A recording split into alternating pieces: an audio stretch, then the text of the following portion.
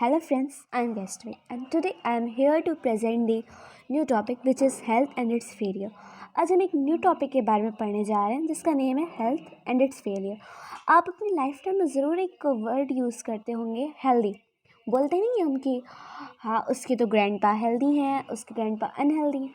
तो आज हम जानेंगे कि एग्जैक्टली ये होता क्या है हेल्थ एंड इसका फेलियर क्या है, what is all about health. So health and its failure. Now we have to know the exactly meaning of health. Health is a state of physical, mental and social well-being. जो एक health है वो एक state है physically, mentally and social wellbeing की। जब हम physically भी हों सोशल वेलबींग, जब हम फिजिकली वेलबींग हो एंड मेंटली भी वेलबींग हो एंड सोशली भी वेलबींग, तो वो हमारी स्टेट हेल्थ कहलाती है। And the conditions necessary for good health are, और कुछ कंडीशंस हैं जो नेसेसरी हैं गुड हेल्थ के लिए। वो है first, good physical and social environment. हमें एक अच्छा फिजिकली और सोशली इन्वायरमेंट चाहिए होता है। And second is good economic condition, हमारे इकोनॉमिक कंडीशंस भी गुड होनी चाहिए। And third is social equality and harmony भी अच्छी होनी चाहिए। Now good physical and social environment include clean surrounding, good sanitation, proper garbage disposal and clean drinking water. अब हमने ये तो फर्स्ट पॉइंट में पढ़ लिया कि हम अच्छी हेल्थ के लिए good physical and social environment हमें चाहिए। But what is a good physical and social environment? So good physical and social environment include करता है क्लीन सराउंडिंग जहाँ भी हम रह रहे हो, गुड सैनिटेशन और proper garbage disposal and clean drinking water, जो भी ड्रिंकिंग वाटर है वो क्लीन हो। Now we have to go on second topic which is good economic condition. हमने सेकंड में पढ़ा था पॉइंट में कि गुड इकोनॉमिक कंडीशंस भी नेसेसरी हो, बट वो क्यों हो पहले तो हम जानते हैं कि इकोनॉमिक कंडीशन है क्या। Economic conditions include job opportunities for all of earnings to have nutritious foods and to feed a healthy life.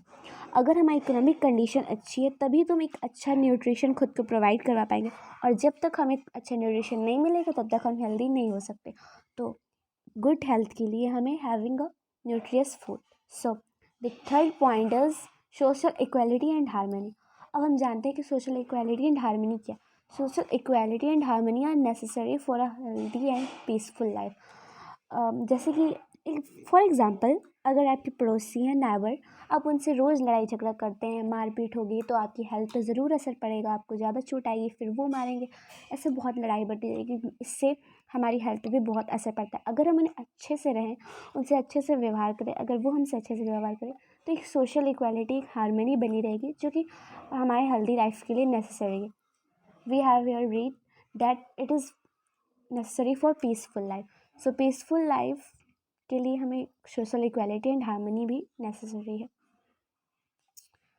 Now difference between healthy and disease free. अब हम बहुत जल्दी कह देते हैं कि हाँ वो इंसान हेल्दी है, वो इंसान डिसीज़ फ्री है, उसे कोई डिसीज़ नहीं। बट अब हम एक रियली एक्चुअल का डिफरेंस जानेंगे healthy and disease free person के बीच। So healthy it is a state of physical, mental and social wellbeing. ये एक ऐसी स्टेट है जहाँ पे फिजिकल, सोशल और मेंटली तीनों तरीके से हम बिल्कुल अच्छे हों। और डिसीज़ फ्री है, it is a state of absence from disease. ये एक ऐसी अवस्था है जहाँ पे कोई भी बीमारी नहीं होती है। और अब हेल्दी का सेकंड पॉइंट हम देखते हैं। It refers to the individual physical and social environment, और ये एक इंडिविजुअल पर से रिफ़र करती है फिजिकल और सोशल एनवायरनमेंट पे। एंड जो डिसीज़ है it refers only to the individual, और ये सिर्फ इंडिविजुअल से रिफ़र करती है। Now the third point of healthy is the individual has good health. और जो हेल्थी में है, जो इंडिविजुअल है उसकी एक प्रॉपर गुड हेल्थ होती है। एंड इन डिसीज़ भी this individual may have good health और पुअर हेल्थ।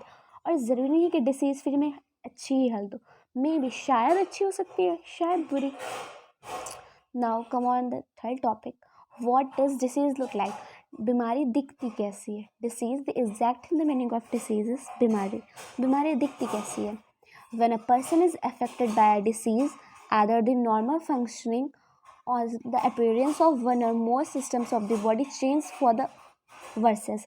जब भी कोई इंसान को डिसीज़ अफेक्ट करती, बीमारी अफेक्ट करती, तो उसका नॉर्मल फंक्शनिंग जैसे होता है उससे थोड़ा डिफरेंट लगने लगता है। जैसे कि उसकी बॉडी से कोई अगर मान लीजिए आपके हाथ में दर्द है तो आप धीरे धीरे जैसे हर रोज़ जितना ज़्यादा काम करते हैं उसके कंपैरिजन उस रोज़ नहीं कर पाएंगे काम. So on the basis of the symptoms these changes give rise to the sign of the disease called symptom. और जो यही चेंज हमारे आते हैं बीमारी की वजह से, वो एक नाम देते हैं जो है सिम्टम, लक्षण. On the basis of the symptoms, the physicians look for the signs of a particular disease and conduct tests to confirm the disease. अब जो हमारे कुछ फिजिशियंस हैं वो इन्हीं सिम्टम्स को देख कर और इन्हीं सिम्टम्स को जब वो देखते हैं तो क्या करते हैं कि वो उन्हें साइन बना देते हैं कि इसका टेस्ट की जाए, कंफर्म की जाए ये है बीमारी कौन सी. क्योंकि ज़रूरी नहीं कि कुछ भी वो एक टाइप का हो, हर चीज़ के बहुत से टाइप्स होते हैं. ऐसे ही बीमारी भी बहुत टाइप्स के होते हैं. Types of disease are of different types. जो डिसीज़ भिन्न प्रकार की हैं they are, first is acute disease, second is chronic disease. Acute disease क्या है?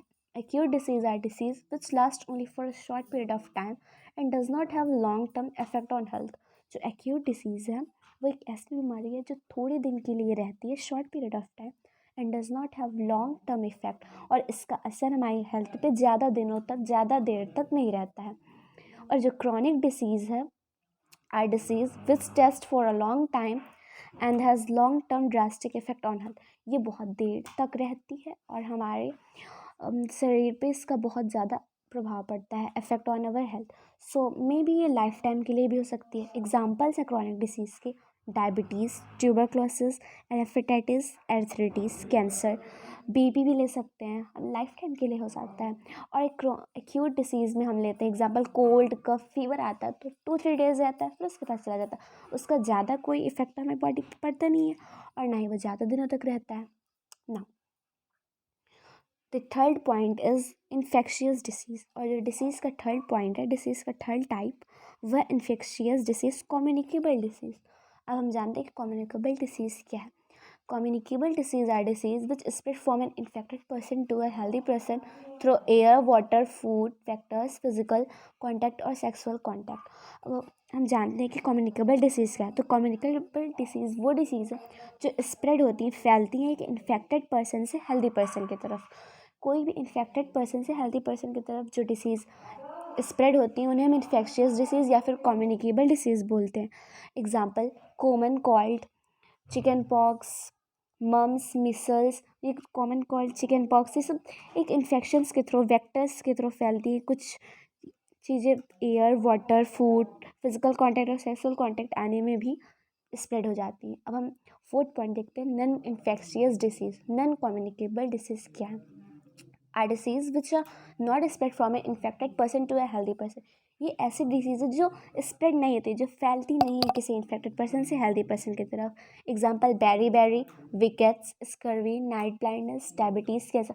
अगर किसी इंसान को बीपी है, अगर हम उसके पास बैठे हुए तो ज़रूरी नहीं कि हमें बीपी हो जाए, बट अगर उस इंसान को ट्यूबरक्लोसिस है तो हमारे भी होने के चांसेस है क्योंकि हम उसके कॉन्टैक्ट में आए हैं एयर से, water, food, what ever. And now fifth point is causes of disease. Disease के कॉज क्या है, कैसे मतलब वो कॉज करती है, कैसे पनपती है. Disease are caused by. अब डिसीज़ पनपती है, first point, pathogens like virus, bacteria, fungi, protozoans और वर्म्स. पैथोजेंस का एग्जैक्ट मीनिंग है कि रोगजनक. रोग मतलब डिसीज़ हो गया और जनक मतलब उसको उत्पन्न करने वाला. तो जो भी रोग को उत्पन्न करता है उसे हम पैथोजेंस बोलते हैं. Like virus, bacteria, fungi, protozoans और worms. Virus, bacteria, fungi, protozoan and worms ये वेक्टर्स कहलाते हैं क्योंकि यही तो हमारी बीमारियों को एक दूसरे से स्प्रेड करते हैं. And second point is poor health and under nourishment. अगर हमारी पुअर हेल्थ है तो भी हमें डिसीज़ हो सकती है, और अंडर नरिशमेंट, अगर हम अच्छा एक पोषण नहीं लेते हैं तो उसकी वजह से भी हमारे हेल्थ पे बहुत असर पड़ेगा. And third, malfunctioning of body parts. Fourth, environment pollution से तो बहुत ज़्यादा हमें इफेक्ट पड़ सकता है. And fifth is genetic disorder. कुछ पैदाइशी ही डिसऑर्डर होते हैं. Now sixth is infection disease. अब हम जानते हैं a infectious agents. The agent which cause infectious disease are called pathogens. जो भी एजेंट्स हमारे इन्फेक्शियस डिसीज़ को कॉज करते हैं उन्हें हम पैथोजेंस कहते हैं. एंड दीज आर, वो हैं virus, bacteria, fungi, protozoans and worms. काफ़ी माइक्रोब्स हैं, वही काफ़ी पैथोजेंस. सो सीरियल नंबर हम देखते हैं इन्फेक्शियस एजेंट्स और वो कौन कौन सी डिसीज़ कॉज करते हैं। ज़रूरी नहीं कि वायरस हमारा क्लोरा टाइफाइड कॉज करे, हर अलग अलग के तरीके के काम आते हैं। लाइक वायरस जो है वो common cold, influenza, measles, mumps, chicken pox, AIDS, hepatitis B etcetera वो कॉज करता है। और जो बैक्टीरिया है वो हमारा कॉज करता है cholera, typhoid, tuberculosis, tetanus, anthrax, food poisoning etcetera. And third point आता है फंगाई, वो हमारा स्किन इन्फेक्शंस डिसीज़ कॉज करता है। फोर्थ प्रोटोजोन, प्रोटोजोन क्या कॉज करता है, malaria, kala-azar, amoebic dysentery, sleeping sickness. And fifth is worms, जो वॉर्म्स है वो एलेफेंटिटिस डिसीज़ कॉज करता है। Now means of spread of infection disease, क्या क्या इन्फेक्शन डिसीज़ फैलने के मीन्स हैं। Infection disease spread from a infected person to a healthy person, हम ये जानते हैं कि जो इन्फेक्शियस डिसीज़ है वो एक हेल्दी इन्फेक्टेड पर्सन से हेल्दी पर्सन पे स्प्रेड हो जाती है और वो भी बीमार हो जाता है through air, water, food, vector. Vector के बारे में तो हमने जान ही लिया कि वो कैसे होती है। अब हम जानते हैं कि एयर से कैसे हमारी जो भी इन्फेक्शियस डिसीज़ है वो एक हेल्दी पर्सन पे स्प्रेड हो जाती है। फर्स्ट पॉइंट है हमारा थ्रू एयर। एयर से हमारी कॉमन कोल्ड हो सकती है, ट्यूबरक्लोसिस हो सकती है, pneumonia etcetera. And through water, cholera, amoebic dysentery etcetera. और जो वेक्टर से, तो वेक्टर हमारे होते हैं मॉस्किटो। मॉस्किटो क्या कैरी करता है, malaria, dengue, yellow fever etcetera. And now come on the fourth topic which is through sexual contact. कुछ सेक्सुअल कॉन्टैक्ट से भी हमारे इन्फेक्शियस डिसीज़ स्प्रेड होते हैं कि इन्फेक्टेड पर्सन से हेल्दी पर्सन पे। तो वो है डिसीज़ के नेम इज फ्लीज AIDS. AIDS virus can also spread through blood transfusion and from the mother to his child during pregnancy and through breast feeding. जो एड्स बीमारी है वो हमारी ब्लड ट्रांसफ्यूशन से भी ट्रांसफ़र हो सकती है किसी इंसान में। ज़रूरी नहीं कि वो सेक्सुअल कांटेक्ट में आने में ही ट्रांसफ़र हो, और वो एक मदर से चाइल्ड के भी ट्रांसफ़र हो सकती है। Now organ specific and tissue specific manufacture, कुछ हमारे ऑर्गन स्पेसिफिक से और टिश्यू स्पेसिफिक मैन्युफैक्चर होते हैं। Disease causing microbes enter the body by different means and goes to different organs and tissues. जो हमारी बीमारियां हैं वो माइक्रोब के थ्रू इंटर हो जाती है हमारी बॉडी में बहुत सी मीन्स से, और वो हमारे ऑर्गन तक और टिश्यू तक पहुंच जाती है। First point, microbes which enters through the nose are likely to go to the lungs। जो माइक्रोब्स है वो डायरेक्टली इंटर कर जाते हैं हमारे नोज में, जो कि लाइकली जाते हैं हमारे to the lungs. Bacteria which cause tuberculosis, example के तौर पे हम ले लेते हैं बैक्टीरिया जो कि नोज में इंटर करके लंग्स पे जाती है और वो ट्यूबरक्लोसिस कॉज करती है। Second, microbes which enters through the mouth are likely to stay to the gut. और जो माइक्रोब्स जो एंटर होते हैं हमारे मुंह में वो स्टे करते हैं गट पे। और फिर जो बैक्टीरिया विच कॉज टाइफाइड और liver, bacteria which cause jaundice, कुछ ऐसे मतलब जो बैक्टीरिया होते हैं वो हमारे माउथ पे जाके अपना असर दिखाते हैं, मुंह में जाते हैं तो वो गट पे जाके रहने लगते हैं और वहाँ पे बैक्टीरिया जो है वो कॉज करती है टाइफाइड और लीवर में जब बैक्टीरिया जाती है तो वो कॉज करती है jaundice. Not third point is virus which causes AIDS into the body through sexual organs. जो वायरस है एड का, जो वायरस एड कॉज कराता है वो सेक्सुअल कॉन्टेक्ट के थ्रू और सेक्सुअल ऑर्गन पे पहुंचती है and damage the immune system. इसी तरह वो हमारे इम्यून सिस्टम को डैमेज कर देती है। Now fourth point is virus which causes Japanese encephalitis brain fever. एक वायरस है जो हमारा ब्रेन फीवर कॉज कराता है, वो हमारी बॉडी में एंटर करता है through mosquito bytes and goes and insect the brain. जो हमारा वायरस है वो कॉज कराता है हमारा जापानीज इन्फ्लुएंजा। जो एक ब्रेन फीवर है उसको एक नेम दिया गया है, एक सेकेंड, जापानीज इन्फ्लुएंजा। वो हमारे बॉडी पे इंटर करते हैं, मॉस्किटो कुछ बाइट कर लेते हैं तो उन मॉस्किटो के बाइट करने से जो वायरस होते हैं उनसे ही हमारा ब्रेन फीवर कॉज होता है। नो प्रिंसिपल ऑफ ट्रीटमेंट, कुछ आधार है हमारे ट्रीटमेंट के लिए। अब हम ऐसा जानते हैं कि अगर बीमारी हुई है तो उसको सुलझाया भी तो जा सकता है, उसे ठीक भी तो किया जा सकता है। अगर आपको फीवर आता है तो आप यकीनन मेडिसिन लेते हैं या फिर किसी अच्छे डॉक्टर को दिखाते हैं कि हमारा फीवर बहुत देर तक है तो उसको ट्रीटमेंट करते हैं, इलाज। अब हम जानते हैं कि इलाज के क्या आधार है। The treatment of infectious disease consist of 2 steps.